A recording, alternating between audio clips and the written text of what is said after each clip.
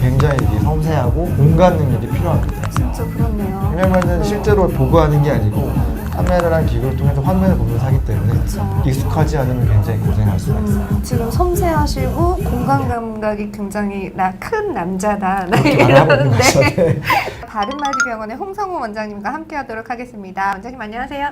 안녕하세요. 네, 원장님. 자, 오늘은 지난번에 말씀드렸던 것처럼 어깨 수술을 요즘에 이제 부분 마취로도 한다라는 그쵸. 것에 대한 이야기를 해볼 텐데요. 자, 어깨는요, 신체 관절 중에서도 가동 범위가 가장 크고 정말 많이 사용하는 부위라서 그렇죠. 많이 네, 사용하죠. 네. 혼자 막 이렇게 수술에 대한 부담도 정말 클 것 같아요. 네. 어느 정도 수준일 때 수술을 고려해야 되는지 정말 궁금해요. 저 어깨는 말씀하신 것처럼 굉장히 불안정한 관절이에요. 실제로 다른 무릎이나 팔꿈치 이런 데처럼 그냥 확 조여진 게 아니라 몇 가지 인대가 대롱대롱 매달려 있는 그런 아. 구조이기 때문에 굉장히 불안정하지만 아주 잘 밸런스를 맞춰서 매달려 있습니다. 그렇기 때문에 인대가 찢었을 때 그 당기는 힘이 워낙 커서 네. 봉합한 이후에도 재팔이 굉장히 많습니다. 그래서 수술을 굉장히 잘해야 결과가 좋은 질환이에요. 아, 그렇군요.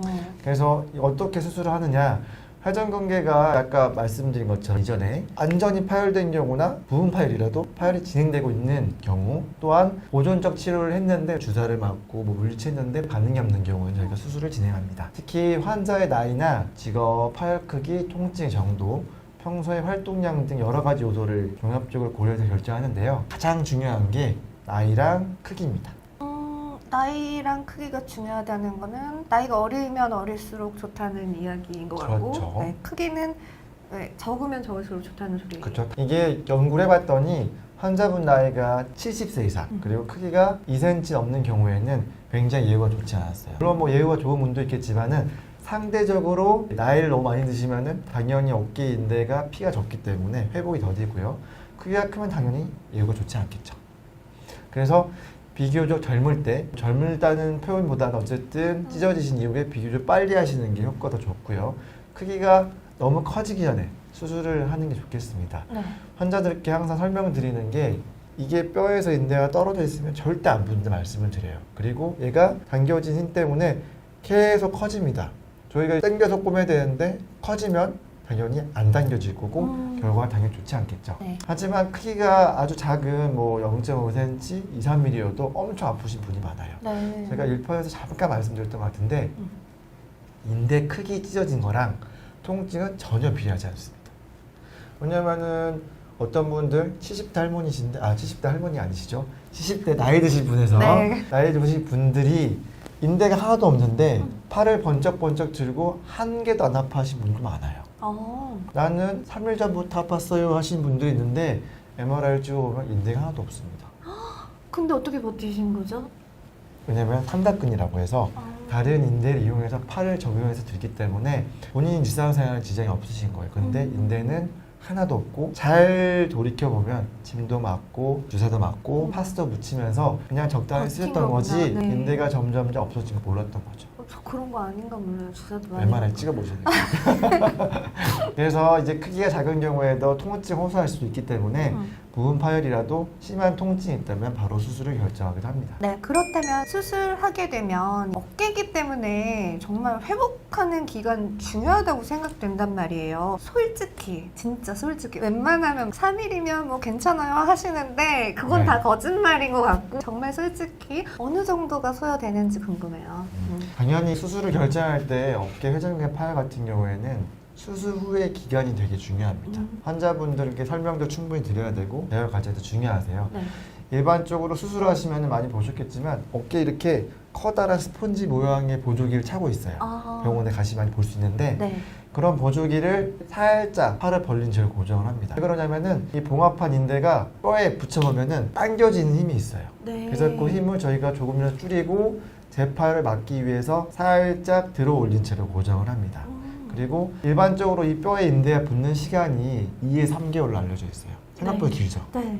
그렇다고 2, 3개월 동안 팔 안 쓰실 수는 없잖아요. 그쵸. 그래서 저희가 2, 3개월 전후로 봉합대 인대가 과도 힘이 가해지지 않도록 4에서 6주 보조기를 차고요. 수술 후 일상적인 생활은 2개월 전후로 할 수 있다 말씀을 드리지만은 그 2, 3개월이 굉장히 위험하기 때문에 전후로 힘을 쓰는 일은 최소 3개월을 지나야 하라고 교육을 하고 있어요. 아, 네. 물론 개인차가 있지만 수술 후에 통증을 유발하는 게 워낙 다양해요. 수술 후에 오십견이 오는 경우도 있고요. 아, 정말요? 왜냐면 아까 제가 말씀드렸었죠. 수술은 하게 됐을 때 50개 생길 수도 있다. 어깨 수술도 마찬가지로 수술 후에 50개 유발하는 인자 중에 하나입니다. 그렇기 때문에 올바른 재활을 해서 어깨가 굳지 않게 중요하고요. 무엇보다 그 정해진 재활 기간은 담당 수술 의사가 제일 잘 알아요. 뭐 다른 분들 말씀 듣고 뭐 다른 데 갔는데 뭐 어떻게 하라고 했다들 그 말씀 듣지 마시고 네.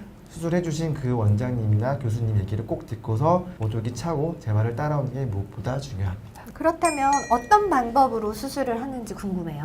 그쵸, 수술 궁금하죠? 수술은 볼 수가 없잖아요. 네. 물론 인터넷 찾아보면 여러 가지 방법이 있는데 이해하기 힘들기 때문에 알 수가 없습니다. 네. 그래서 수술은 말 그대로 꼬매는 거예요.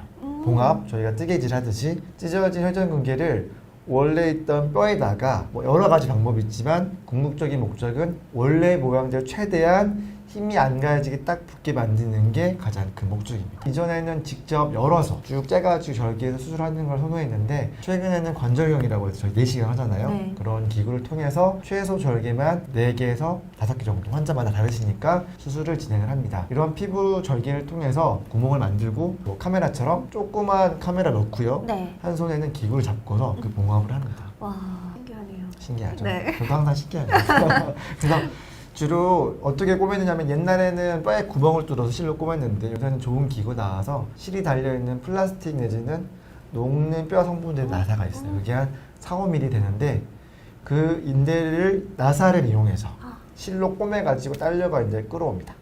그렇기 때문에 이게 3차원적인 공간이잖아요. 저희는 화면을 보고 한 손엔 카메라, 한 손엔 기구를 들기 때문에 굉장히 이게 섬세하고 공간 능력이 필요합니다. 진짜 그렇네요. 왜냐면은 네. 실제로 보고 하는 게 아니고 카메라랑 기구를 통해서 화면을 보면서 하기 때문에 그쵸. 익숙하지 않으면 굉장히 고생할 수가 있어요. 지금 섬세하시고 공간 감각이 굉장히 나 큰 남자다. 네, 그렇게 말하고 있는 이런- 거죠. 네.